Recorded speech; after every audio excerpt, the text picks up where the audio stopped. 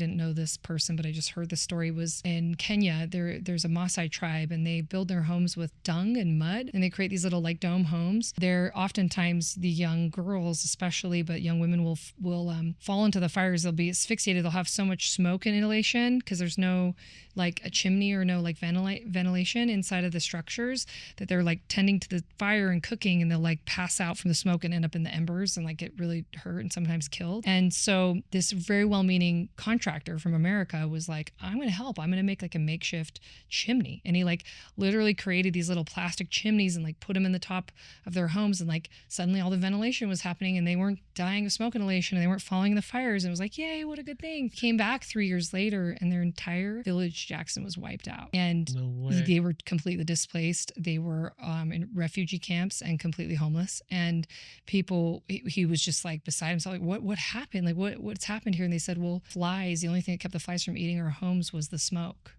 And here he was trying to help, and he completely decimated their tribe. Isn't that My devastating? gosh. I saw these things firsthand, and I saw my own trying to help people in business or create value, and then things go sideways, or mismanage expectations with friends as being a leader and a boss, or, not having, just not knowing what I don't know, and like Yeah. things going sideways in business. It's so tough. It's so lonely to be a leader, and it's so overwhelming. I don't know. It's enough to make someone want to just like get paralytic and like not try at all. Yeah. The road I've chosen is to be like, I'm just going to try. And then if I learn that what I'm doing is ineffective, or if I find out, if I come to the truth that what I'm doing is hurting somebody or myself, I can pivot.